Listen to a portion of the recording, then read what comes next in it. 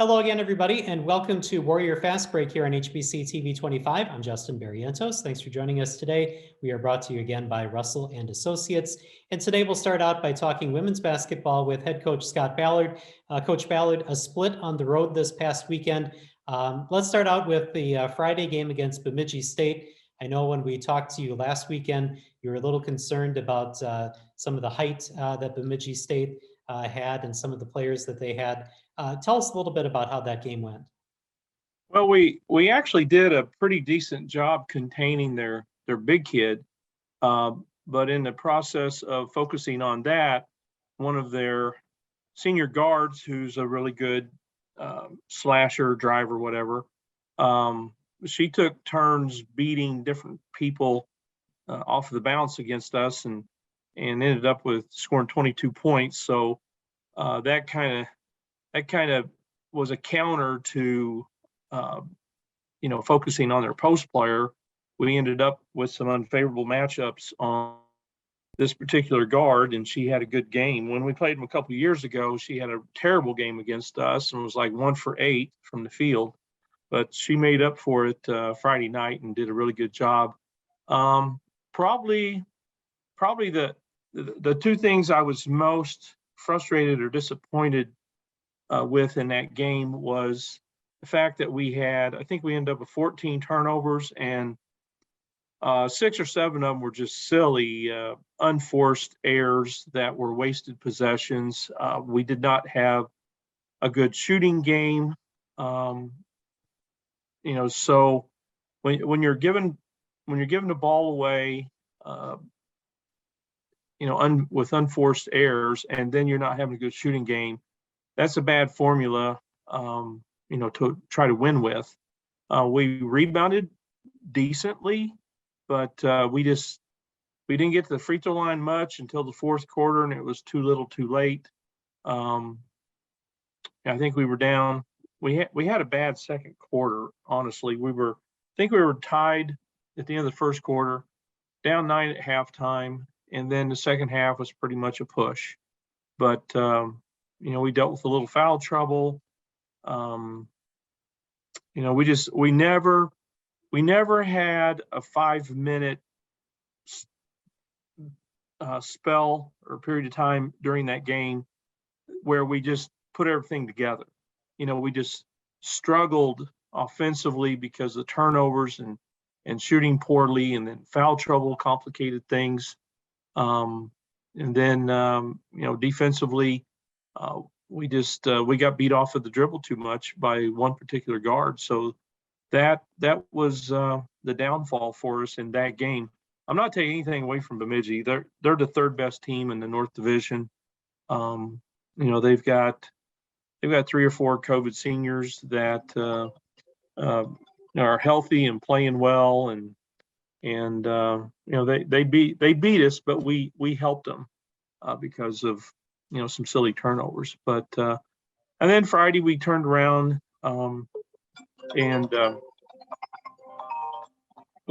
Friday and had a really good shooting game against Crookston. Got in transition some, and I think we were 12 of 24 from 3-point land, and that was our best shooting game of the year so far. We still ended up with 16 turnovers, and again, half of them are just silly, unforced errors. We had 2 or 3 turnovers after we got a stop and a rebound and made a bad pass on an outlet, in transition. We just got to quit giving possessions away.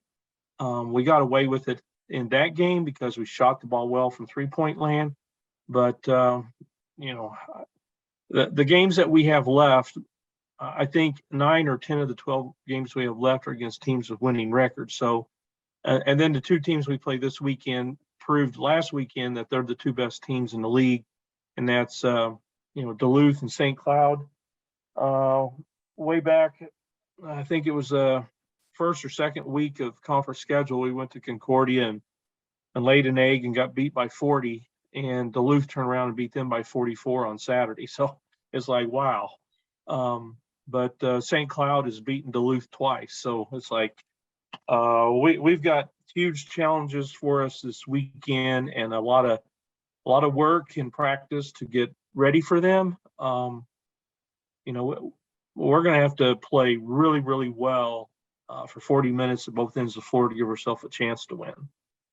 Yeah, unofficially, because there isn't a regional poll that's really out yet. Both the opponents this weekend would be in the top 10 in the region if Oh, those yeah. were to come out. But I'll get to that in just a second. But I kind of in preparation for those two teams this weekend, when you talk about turnovers, what do you think is the root cause for the turnovers? Is it trying to make too many plays, or is it miscommunication? What do you think the cause? It's a combination of things. It's miscommunication. It's too much dribble, not enough pass.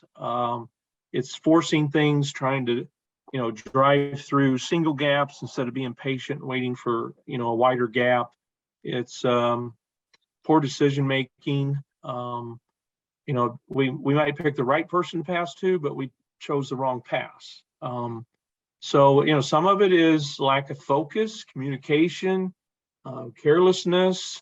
Those things are easy to fix, but we've got to address it and take it a whole lot more serious, because our margin of error is really small. With losing 3 players for the year, that takes away from depth. So you got a lot of young people that are coming off the bench at every position, and your returners have got to play at a high level. They got to be the people that carry the load and set the tone, and they can't be making youthful mistakes like they did when they were freshmen and sophomores. So it's a focus and preparation thing, but I'm confident that we'll start to see improvement in it. All right. But it will be challenging with the two teams we play this weekend. I'm sure that I've asked you this sort of question before, but considering who you're playing this weekend, do you change the way that you approach practice or approach preparation for this weekend because you're facing two of the top teams in the conference? Well, no, I mean, most of the schemes that you have from week to week are based on personnel and style of play. And both of these teams this weekend are tremendous man-to-man defensive teams. They can put a lot of ball pressure on. They show early help. They very rarely give up an uncontested shot. And then the thing that I'm most impressed with is it's one and done. You get a good shot, you better shoot a good percentage, because they're not going to let you have any second chance opportunities. So when you're playing teams like that, you cannot afford to give possessions away, because they're probably going to convert it into easy points. And then the other thing is you have to shoot the ball well when you get good shots, because you're not going to get very many. All right. I want to try to avoid talking about the same people over and over again. So I was looking at the stats, and I saw that Alex Dornfeld had a really good game on Friday off the bench against Bemidji. Tell us a little bit about Alex and what she brings to the team off the bench. Well, Alex is a COVID sophomore, which means that she was a sophomore last year, but because of COVID, she's still considered a sophomore this year. Alex got off to a slow start this year because she was dealing with a knee issue and didn't practice for like a month. And we were concerned that she might be a candidate for surgery or whatever, and it turned out not to be necessary. But that got her, behind the 8 ball. And she's really worked hard over Christmas break, and since she came back, to get in better shape and catch up. She's got a good skill set. She's an undersized post player, but she's strong and physical, and she's getting more and more opportunities over the last probably 5 games that we've played. And she's starting to gain some confidence and get in the flow of things, and we need that. With Ava being out, for the rest of the year. We need Alex and somebody off the bench. Her and Vanessa Alexander, those two are going to get a lot of opportunities, and we're hoping that it's going to speed up their development and their confidence level. All right. Is there any other player that you've seen maybe blossom a little bit more this year because you talk about getting these opportunities, and so they're getting a few more minutes. But is there another player that is maybe kind of playing a little bit better this year because they've been able to get some more opportunities with injury? I would say no, and that's probably one of the most frustrating things is that we have 3 fifth-year seniors, and they have not played on a consistent basis up to the level that they're capable of or that we need. And then you've got players like Caitlin Riley. She's a COVID sophomore, and she's had a lot of playing experience, and Maddie Shemens is a COVID freshman, but she's got a lot of experience, and they've all had moments where they look good, but nobody has maintained a level of consistency where at this point in time you say, wow, they really took a step to the next level. That's not happened yet this year. And we still have half a season to play, and we expect to see some of those things. But to this point, honestly, no, I couldn't pick out one person that's had a wow factor. And we need to see some people that bring that to the table. Do you think that this would be a chance this weekend because you're playing 2 teams that between them I think have 6 losses, that this would be one of those kind of breakout series if you're able to get some wins this weekend? Oh, well, I think if we just play well, that even when we won against Upper Iowa and we won against Crookston, but we didn't feel good about the way we played, and that's frustrating.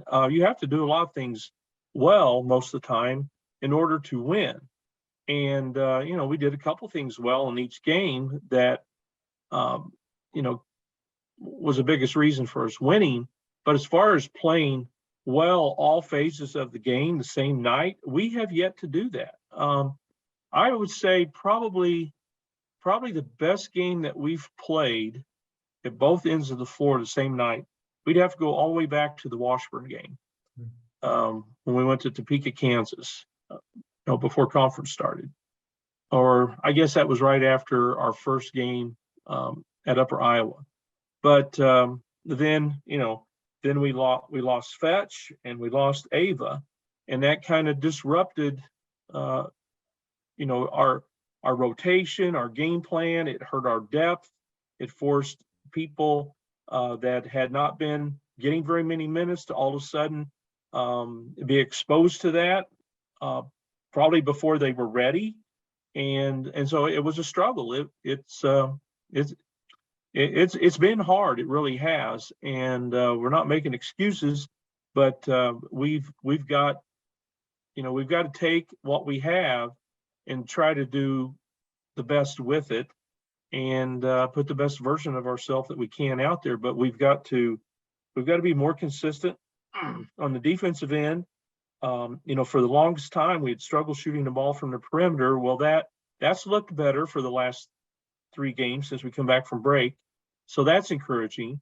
But with Ava being out, that means that Alex and Vanessa and Taylor Fouch, they are going to get a lot more minutes and opportunities to play, whether they're ready or not. Well, if they're not ready, it's going to be a struggle. If they are ready, then it's good. But we just have a small margin of error. It really hurts us if any of our starters get in early foul trouble. That really hurts us. But we got some good minutes out of Caitlin Shrimp Saturday against Crookston. But then we come out at halftime and in warm-ups before we start second half, her back tightens up and then she was out for the rest of the game. It's like, dang, you finally look like you're having a breakout game, and then it's shortened up by back tightness. But we're just going to keep our nose to the grindstone and keep working on getting better every week. And if we play really well against either one of these teams this weekend and give ourselves a chance to win, that will be a step in the right direction, because any success you have against either one of these teams, it's a big deal, because they are the real deal. And they've got a lot of experience. Duluth has All-American post player inside in Olson. It's going to be a big challenge. It really is. All right. Well, I appreciate the time this week, and we're looking forward to this weekend, and we hope that consistency is there for you this weekend. All right. Appreciate it. All right. Thank you very much. We're going to take a break here on Warrior Fast Break. When we come back, we'll talk men's basketball with head coach Todd Eisner right after this.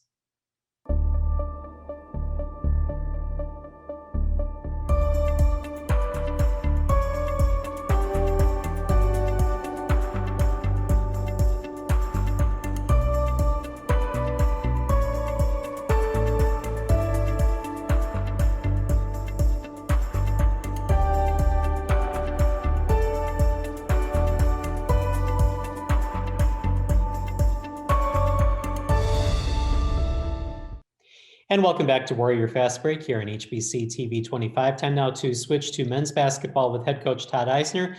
Coach, 2 wins this past weekend. Let's start with the Friday game against Bemidji State. And this was an exciting game. You win by 5, kind of icing it with free throws down the stretch. Tell us a little bit about how you felt with the game against Bemidji. Bemidji was a tough matchup for us. We've got a big front line, including at the 3. They have a 6'6" transfer in that played very well all weekend, played really well against us, and played well against Upper Iowa the next day. We started out strong. We were up 10, about halfway through the first half, and then they got back in the game and took the lead, and just we figured out a way to survive the first half, and I think we ended up tied at the half, and then it's just back and forth the whole time. But I really like the way our guys competed the last 5 minutes of the game, figured out a way, found a way to win, got some really good stops the last 5 minutes of the game, and then made a couple big and gave us a lead, which put them in a position where they had to foul us. And our guys did a really nice job in the second half. I think we were 13 of 14 from the free throw line to kind of ice the game in the last 2 or 3 minutes. And then good news for you and Warrior fans is that Connor Dillon was able to come back this weekend. Limited minutes, but he made the most of those minutes against Bemidji. Yeah, he really was. We were joking that these young guys, they don't know who the microwave is back in the old days of the NBA with Vinnie Johnson, but I was calling him the microwave. We got in the locker room because he played, I think, 13 or 14 minutes and had 13 points, and it was great to have him back out there. He's still very limited physically, but he gives us another piece that we can put out there. And, we're hopeful that his ankle will continue to, gradually improve a little bit, but it's just good to have him cleared to give us some, 15 or 20 minutes a game right now. Well, I don't know if you're trying to be the bad boys of the NSIC, but I like the microwave reference. That's pretty good. Yeah, if we can guard like they guarded, I guess, back in those days, that would probably put us in a pretty good position here moving forward the last part of the season. All right. Move ahead then to the Minnesota Crookston game. And you had a little bit more cushion, I guess, maybe a little bit. 70-65, you're able to beat Minnesota Crookston, but able to get the road sweep on the weekend. Yeah, anytime you can win on the road in our league is a good thing. I was really disappointed though with the way we played. We played a great first half. Finally shot the ball decent.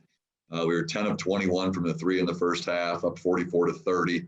And then we reverted back into some bad habits that we've shown too many times, where we play a really good first half and then just don't have, much left in the tank on either end of the floor in the second half, and allowed Crookston actually take the lead and in the second half. And Owen King stepped up and made some big plays. Obviously, Al Rosner was huge the whole game.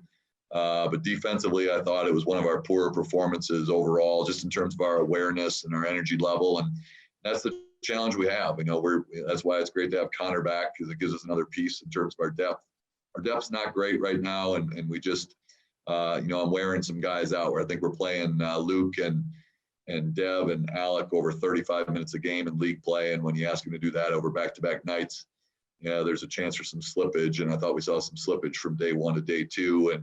And we've got a really tough finish to our schedule. So we're going to have to kind of clean that up. All right, a lot of things to kind of follow up on that.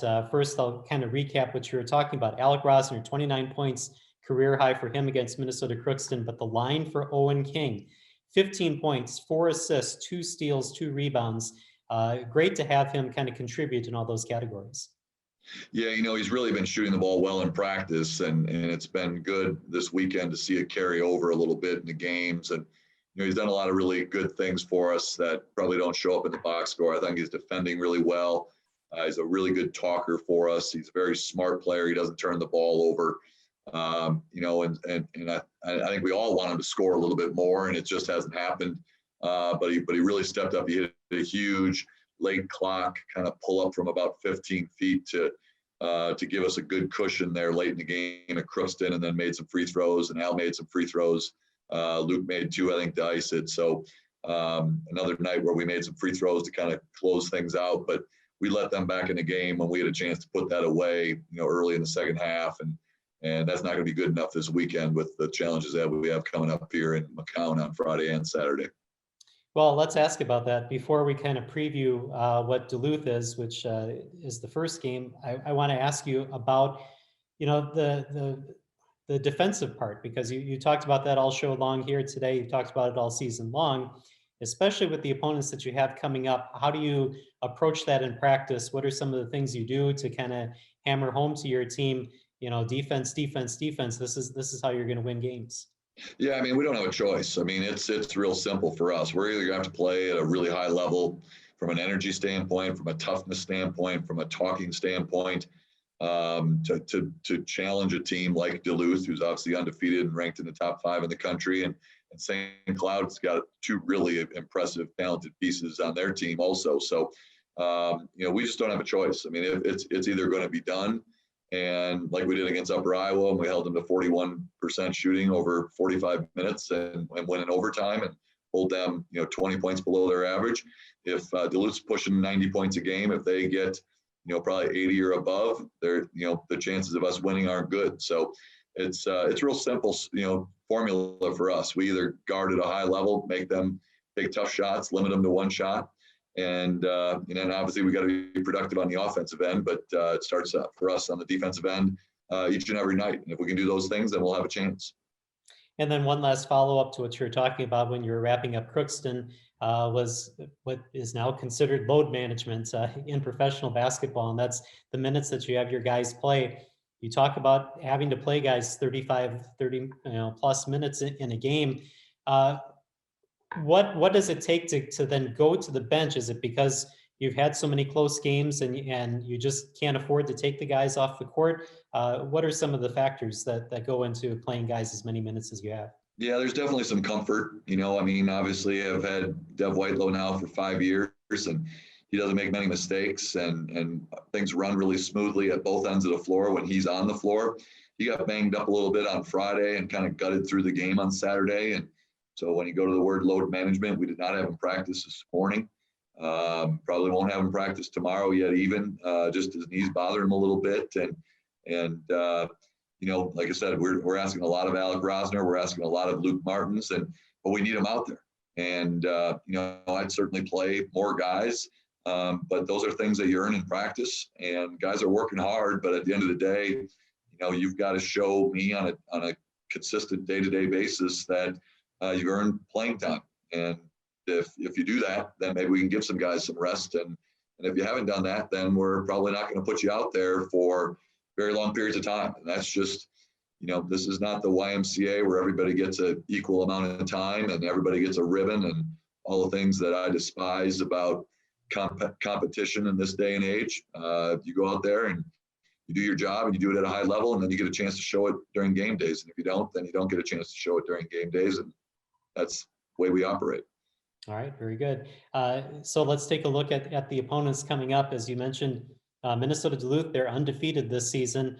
As of the last NABC ranking, number 5 in the country. Of course, the latest rankings did not come out at the time that we're taping this. They have a lot of great players, including Austin Andrews, who's just a sophomore, but four-time NSIC Player of the Week, and he's not even their leading scorer. The other thing about him is that he hasn't made any three-point shots, which is incredible for how much success he's had this season. How do you go about planning to play Minnesota Duluth this weekend? Yeah, it's going to be a huge challenge. They'll be the best team we've faced to date. They've got 5 guys that can all score. They're all averaging in double figures, all 5 scorers. They've got a couple really talented pieces that come off the bench, although, at times they've needed those guys to step up. But the majority of their minutes and the majority of their production comes from their starting 5. They can all really shoot it from the perimeter, 1 through 4. And then they've got a 6'5" or 6'6" post player that's just old school. His footwork's tremendous. He's a great passer. Hard to double team him because he finds open people. He's second on the team in assists. And then if you go single coverage in the post, he'll have you twisted like a top. I mean, he's got you, thinking you're going this way, and then you're coming back a different way. And next thing you know, he's already in a different area scoring with a clean look at the rim. So the scary thing is, you mentioned he's a sophomore, but as you look at rosters, those guys are truly COVID freshmen. So he's really got this year plus 3 years left. They're a young team. That whole team, in terms of important players, will be back for potentially 2 more years. And so they've been very impressive. And it'll be, like I said, it'll be the biggest challenge we've had this year. We're going to have to play our best game of the year. And we're going to have to hope they probably don't play as well as they're capable for us to win. Yeah, and as we said last week, you've already knocked out 2 of the top 25 teams this season. So hopefully we'll make that 3. And then you have to come back and play St. Cloud State, who's around 500, but still, I mean, you can't really judge too much on record. You were talking about St. Cloud has some really good players as well. Yeah, they've got 2, Roberts and Donaldson, that are just super talented. One at the 3 and one at the 4. Both can really get downhill and score it. Both rebound at a high level. Point guard's playing pretty well for them. Their depth isn't great. They actually made up a game last night with Concordia St. Paul that doesn't count in the conference standings, but they had, St. Cloud, because they've had, I don't know if it's 2 COVID setbacks or just a long setback. They hadn't played since the 18th of December. And so last night they got a game in, and they'll have to go to Upper on Friday and then obviously come to our place Saturday. But we're going to need 80 minutes of great defensive basketball this weekend in 2 different fashions. But for us to be successful this weekend, that's going to be a big key for us. All right. And then, of course, the last question we always ask is health-wise. You talked about Devin Whitelow. How is everybody else doing on the team right now? Yeah, we just kind of battle through it every day. We've got unique challenges, obviously, in front of everybody this year. Didn't think we're going to be dealing with these things in year 2, but we certainly are. And knock on wood, as of today, everybody's healthy enough from that direction. And we're just trying to get Connor more and more healthy, although we need to get him work. So there's a balancing act there. And then we're just kind of trying to kick it easy on Deb a little bit here today and tomorrow, and hope that Thursday he can go a little bit and really feel a lot better for the weekend, because we're going to need a good performance out of him at both ends. All right. We appreciate the time again this week, Coach Eisner, and good luck this weekend against Minnesota Duluth and St. Cloud State. All right, Justin, I appreciate it. Thank you. All right. And thank you for watching Warrior Fast Break here on HBC TV 25. We'll see you next week.